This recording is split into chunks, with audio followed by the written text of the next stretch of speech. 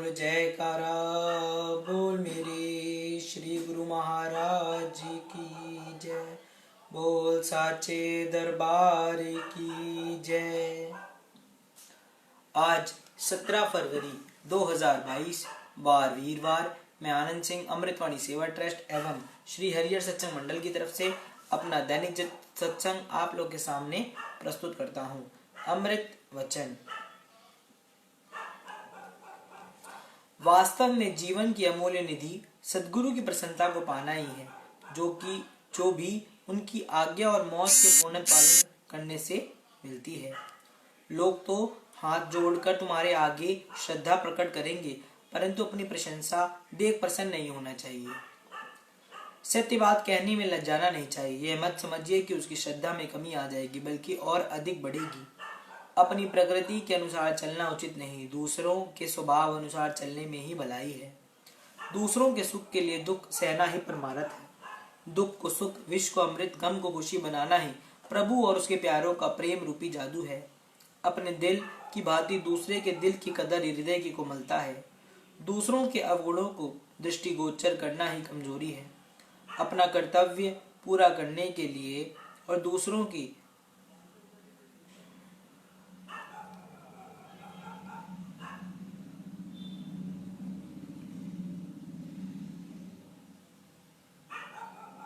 अपना कर्तव्य पूरा करने के लिए और दूसरों के हित के लिए ऊपर से क्रोधावेश में आए, परंतु मन में शांति रखना ही धैर्य है। एक भरोसा, एक बल, एक आस विश्वास मान भी ऐसा होना चाहिए। अस अभिमान जाए जनि भोरे, मैं सेवक रघुपति मोरे। वह देखने में चाहे साधारण क्यों ना लगे, परंतु उसने सब कुछ किया और सब कुछ पा लिया। जितना भी कोई गुरुमुखों से सच्चाई और प्रेम से चले, समझ लीजिए कि उसने सद्गुरु से वही व्यवहार किया। आपा भाव भुलाकर, अनजान बनकर तथा भोले भाव ये भक्ति मार्ग तय करना है। जिस सेवक को आज्ञा मीठी लगती है, उसका कार्य आज्ञा देने वाले श्री सद्गुरुदेव स्वयं करेंगे। श्री सद्गुरुदेव के श्री वचनों पर विश्वास करके चलते रहेंगे तो दुख स्पर्श भी नहीं कर सकेगा। ए सेवक, श्री सद्गुरु का गुप्त हाथ तेरे साथ है। तू सदैव हंसता रहे, अर्थात प्रसन्न रहे। किसी समस्या को सुलझाते समय गंभीरता से विचार करना चाहिए। प्रेम हृदय से करना चाहिए। अगर देखा देखी करोगे तो सत्य छिप जाएगा और विपरीत परिणाम निकलेगा। दुख तभी होता है जब सद्गुरु के श्री वचनों में मन को सम्मिलित किया जाता है और उन पर अमल नहीं किया जाता। सुख तभी मिलता है जब श्री सद्गुरु के वचनों पर पूर्ण विश्वास रखते हुए उनका पालन किया जाता है और परिणाम भी उनके आश्रय पर छोड़ दिया जाता है। श्री सद्गुरु के वचन न मानने से प्राप्य पूंजी समाप्त हो जाती है। अन्य लोगों की प्रसन्नता तो प्राप्त हो जाएगी, परंतु सद्गुरु की प्रसन्नता से वंचित रह जाएंगे। सत्य पथ में बाधाएं अनेकानेक आती हैं, परंतु ये निश्चय कर जानिए कि सत्य पथ की हानि कोई भी नहीं पहुंचा सकता। सत्य के उपदेशक की प्रत्येक युग में जय जयकार होती है। सत्यार्थी की निगरानी सद्गुरु स्वयं करते हैं, इसलिए उसे डरना नहीं चाहिए। सच्चे सेवक की प्रत्येक कमी को पूर्ण करने के लिए उत्तरदायी बनना सद्गुरु अपना कर्तव्य समझते हैं। असत्य का आश्रय लेने वाला बाहर से तो प्रसन्न दिखाई देता है, परंतु भीतर से वह शांत होगा। जो परोपकार का कार्य कर गए हैं या कर रहे हैं, उन्हें लाखों कठिनाइयों का सामना करना पड़ता है। किसी छोटे के अवगुण को देखकर उसे दिल से मत उतारिए, बल्कि उसे धैर्य व गंभीरता से समझाइए। निर्भय रहिए और सर्वदा प्रसन्न रहिए। श्री सद्गुरुदेव की सेवा श्रद्धा और नम्रता सहित करोगे तो कण से मन होकर मिलेगा। भक्ति के मार्ग में 5 रत्न प्रेम, नीति, युक्ति, नम्रता और श्री आज्ञा का आधार साथ लेकर चलेंगे तो यह यात्रा सरलता पूर्वक पूर्ण होगी। उन्हीं आत्माओं पर श्री सद्गुरुदेव जी की प्रसन्नता होती है जो अहंकारियों से भी नम्रता का व्यवहार करते हैं। यदि आप सद्गुरुदेव के ध्यान को ना बुलाएं और सदैव उन्हें याद रखें तो आपको ऐसे सुख की प्राप्ति होगी जिसका आदि अंत ही नहीं है। यदि आप श्री सद्गुरुदेव जी की कृपा दृष्टि चाहते हैं तो उनका ध्यान व सुमिरन प्रेम से करें और आठों याम उनकी पावन मूर्ति को दिल से विस्मृत ना करें तथा उस छवि को हृदय सिंहासन पर विराजमान कर उन्हें दोनों कर जोड़ अनुनय विनय करें कि ये प्रेम के भंडारी, मुझे प्रेम दो, मैं आपका हूँ और आप भी मुझे अपना बना लीजिए। ए क्षमाशील पिता, मुझ भूले हुए को अब आप ना बुलाना और निज सेवा में स्वीकार करना। यदि आप प्रभु को ढूंढना चाहते हैं तो अन्य स्थान पर भटक कर समय व्यर्थ मत करें। मालिक के प्रेमियों से मिलो जो उन्हें पाने की युक्ति जानते हैं। सद्गुरु की सेवा से गुरुमुखों के ध्यान में दृढ़ता आती है। इस युक्ति का ज्ञान किसी कोई विरले भाग्यशाली को होता है। यदि आप सद्गुरु का चिंतन करेंगे तो वे सर्वसमर्थ आपको सभी कार्यों की चिंता करेंगे और आपका संपूर्ण उत्तरदायित्व स्वयं संभाल लेंगे। लोहा पारस से मिलकर अथवा स्पर्श कर सोना बन जाता है। इस प्रकार सेवक का दिल सद्गुरु की मौत से मिलकर एक रूप हो सकता है। जिस प्रकार लोहा और पारस के मध्य यदि सूक्ष्म से सूक्ष्म आवरण भी होगा तो सोने में परिवर्तन होना असंभव होगा। इसी प्रकार जहाँ कपट और चतुराई का अवतरण होता है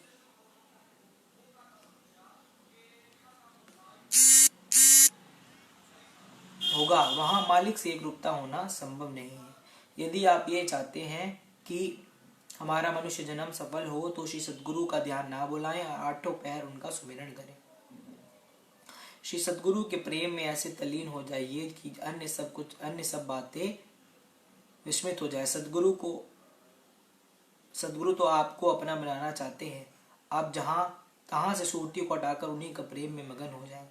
श्री सद्गुरु की शब्द की ओट यदि सर्वदा आपके साथ होगी तो काल और माया आपका कुछ भी नहीं बिगाड़ सकती तथा आपके जीवन के सभी कार्य भी सार्थक समझे जाएंगे। यदि सद्गुरुदेव से हार्दिक प्यार होगा तो निश्चय ही भवसागर से तर जाएंगे।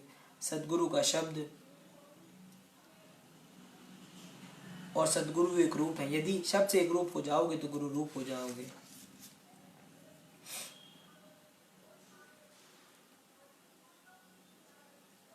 जो स्वयं दुख सहन कर दूसरों को सुख पहुंचाता है वह स्वयं ही सुख स्वरूप बन जाता है। जिसका मन श्री आज्ञा मान कर अहम रहित हो जाता है वह मालिक की प्रसन्नता का पात्र बनता है। सच्चे सेवक के हृदय में श्री सद्गुरुदेव का सिंहासन है। उसे उनके समान और कोई प्रिय नहीं लगता।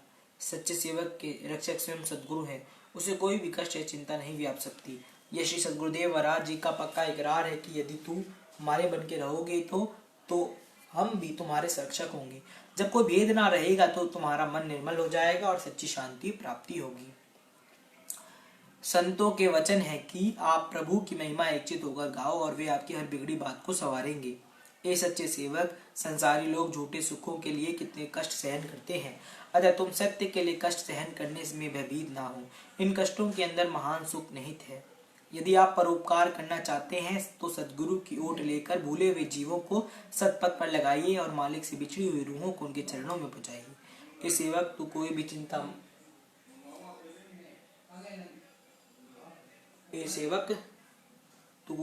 मत कर, अभी तू मालिक का चिंतन कर, जिससे तू स्वयं ही दुखों से छुटकारा पालेगा। मालिक के वचन है कि तू मेरी तेरी को मिटा दे और अपने हृदय का पवित्र बना दे। हम उसे अपना आसन लगाएं जिससे जुदाई दूर हो जाए तथा मैं तू विनिष्ट हो जाए एवं एक रूप हो जाए। प्रेम की सांकल में प्रभु बंध जाते हैं। श्री सद्गुरु का ध्यान करने से ही आपके मस्तक में जगमग ज्योति प्रकाशित होगी और अज्ञान के तिमिर को विनिष्ट करेगी। ना किसी से घनिष्ठ प्रेम मैत्री और ना ही किसी से वैर होना चाहिए। मालिक के दर से सबके लिए दया की ही याचना करनी चाहिए। अपनी की हुई भलाई और दूसरों के द्वारा की गई बुराई भुला देनी चाहिए। पूरे सद्गुरु अधिकारी सेवक को एक क्षण में ही आत्मज्ञान दे देते हैं। उसके भीतर से तू मैं का अवगुण निकाल उसे निर्वाण पद प्रदान कर देते हैं, जहां वह अपने प्रियतम के संग प्रसन्नचित रहता है।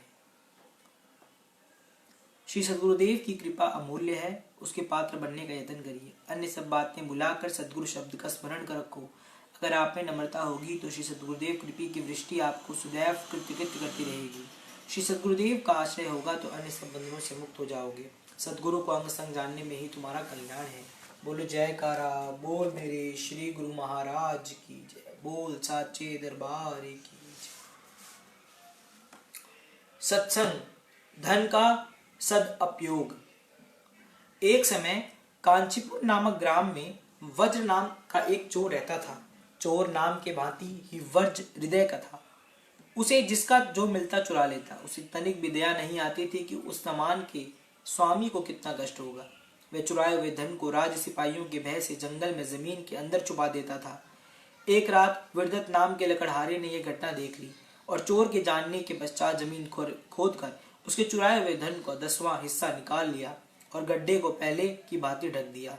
लकड़हारा इतनी चालाकी से सामान निकालता कि चोर को इस चोरी का पता नहीं चल पाता था।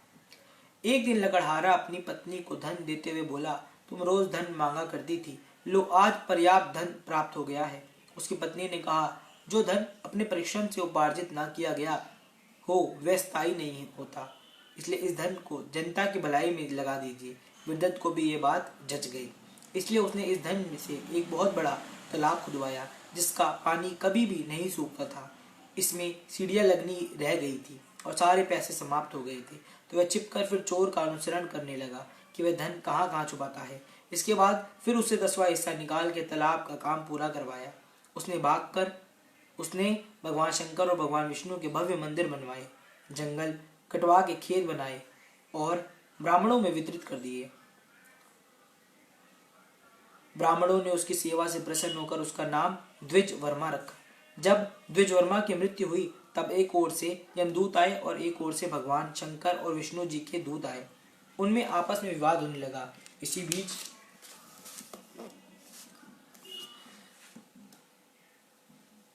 बीच वहां नारद जी पधारे और उन्होंने उनको समझाया, आप विवाद ना करें। इस लकड़हारे ने चोरी के धन से मंदिर आदि का निर्माण कराया, अतः जब तक कुमार्ग से अर्जित धन को प्रायश्चित नहीं कर लेता तब तक वायु रूप में अंतरिक्ष में विचरित करता रहे। नारद जी की बात सुनकर सभी दूत वापस लौट गए। द्विजवर्मा 12 वर्षों तक प्रेत बनकर घूमता रहा। नारद जी ने लकड़हारे की पत्नी से कहा, तुमने अपने पति को सद्मार्ग दिखाया, इसलिए तुम ब्रह्मलोक जाओ। लेकिन लकड़हारे की पत्नी अपने पति के दुख से दुखी थी। वह देवर्षि से बोली, जब तक मेरे पति को देह नहीं मिलती तब तक मैं यहीं रहूंगी। जो गति मेरे पति की हुई वही गति मैं भी चाहती हूँ। ये बातें सुनकर देवर्षि बहुत प्रसन्न हुए। उन्होंने बताया कि तुम अपने पति की मुक्ति के लिए शिव की आराधना करो। उसने अपने पति के लिए शिव की आराधना लगन से की। इससे उसके पति की चोरी का सारा पाप धुल गया। फिर दोनों पति पत्नी का उत्तम लोक मिला। बोलो जयकारा बोल मेरे श्री गुरु महाराज जी की जय। बोल साचे दरबारी की जय। सत्संग श्री परमहंस अद्वैत मत श्री तृतीय पातशाही जी महाराज। प्रवचन। जैसी करनी वैसी भरनी, जैसा ज्ञान वैसा ध्यान, जैसा ख्याल वैसा हाल, जो बोओगे सो काटोगे। कबीर कीकर बोकर उस पर आम कदापि नहीं पाया जा सकता। जो बीज बोया जाता है वह अवश्य फल लाता है, चाहे वह अति साधारण और तुच्छ ही क्यों ना हो, क्योंकि उसमें फल देने की क्षमता गुप्त रूप से विद्यमान है।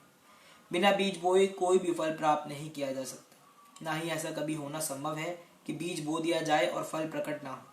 मानव रूपी किसान जिस प्रकार के कर्मों की खेती जीवन रूपी भूमि में बोएगा, उसे अनुरूप ही अन्यान्य योनिया रूपी फल की प्राप्ति होगी। अतएव इस जन्म में शुभ कर्मों की कमाई करना ही मनुष्य का कर्तव्य है। यही साथ जाने वाली पूंजी है जिसे संचित करना है। महापुरुष संत सदगुरु यह कदापि नहीं चाहते कि जीव माया का दास बना रहे, अतः वे इस गुलामी से छुड़ाना और स्वतंत्र बनाना चाहते हैं। अज्ञानवश जीव ऐसा ही समझता है कि माया के पदार्थों को पाकर मैं इनका मालिक बन गया हूँ, मगर यही उसकी गलतफहमी है। संतों का कहना है कि वास्तव में यह जीव तो उन मायावी पदार्थों का गुलाम हो रहा है और उनके अधीन है, फिर भी अपने को उनका स्वामी समझ रहा है। इससे बढ़कर धोखा और भ्रम क्या होगा। जब कोई व्यक्ति शत्रु के फंदे में पड़ जाए तो क्या शत्रु अपने कब्जे में आए हुए शिकार को सुखी रहने देगा? हरगिज नहीं। यह स्वयं विचार कर लो कि जीव की दशा कुछ ऐसी है कि इसे गुलामी, दुख और बंधन से छुटकारा पाने का तो कभी ख्याल ही पैदा नहीं होता, फिर छूटेगा भी कैसे? इसके अंदर तो माया की गुलामी का जुआ अपने कंधों पर दृढ़ता पूर्वक जमाए रखने की ख्वाहिश काम कर रही है। यदि जीव काल और माया की गुलामी से आजाद होने के अभिलाषी हो तो उसे संत सद्गुरु की अधीनता, दासता और सेवा के मार्ग पर चलना तथा उन्हीं नियमों को अपनाने की आवश्यकता है।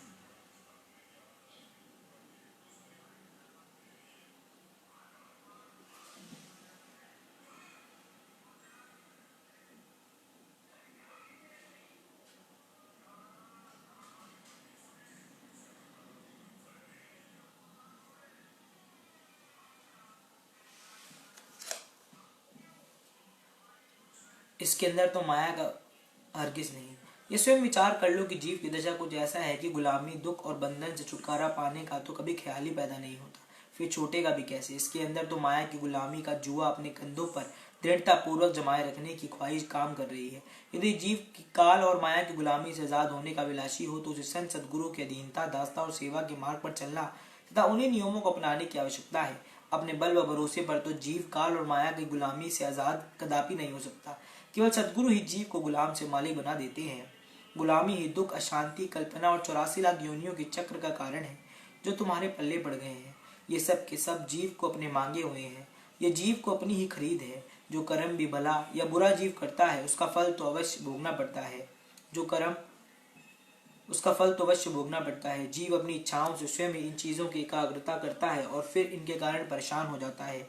इन्हीं दुख, कल्पना, शांति और नीच योनियों के बंधन से मुक्त होने के लिए जीव को सद्मार्ग संत महापुरुष दिखलाते हैं। संत सद्गुरु की शरण पूर्व जन्म के शुभ कर्मों के फलस्वरूप उत्तम संयोग से उपलब्ध होती है। विवेकशील पुरुष बंधन मुक्त होने के लिए ही समय के पूर्ण महापुरुष संत सद्गुरु की शरण ग्रहण करता है। संत सद्गुरु ही इस भेद को जानते हैं कि जीव क्यों दुखी है और वे अपने सत्संग उपदेश द्वारा जीव को इन समस्त दुखों से छुटकारा पाने के उपाय बतलाते हैं। बोलो जयकारा बोल मेरे श्री गुरु महाराज की जय। बोल साचे दरबार की जय। आज हम अपना दैनिक सत्संग यहीं पर समाप्त करते हैं। राम राम, जय सच्चिदानंद, सत श्री अकाल।